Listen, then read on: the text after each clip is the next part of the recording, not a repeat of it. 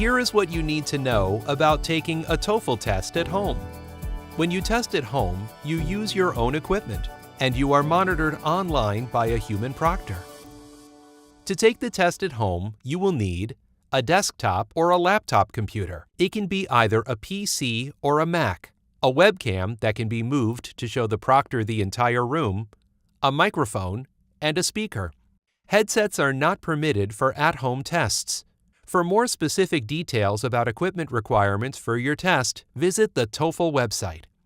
You will need to download and install the ETS Secure browser on the computer you will use for the test.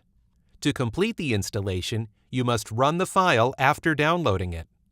Next, check your equipment by running the equipment check.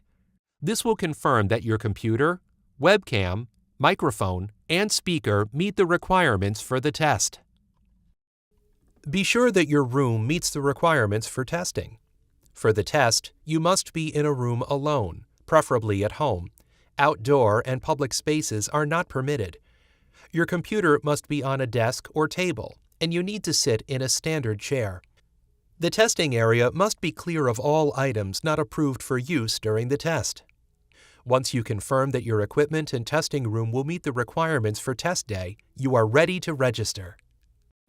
To register, log in to your ETS account and select Register. Then select your test, your test date, and time. Follow the directions to continue your registration and pay for your test. You will receive a confirmation email from ETS. The email will include a link to start your test on test day. Here are some tips to help you get ready for your test. To take notes during the test, you can use a whiteboard or a piece of paper inside a transparent sheet protector with an erasable marker. Don't wear headphones or earphones.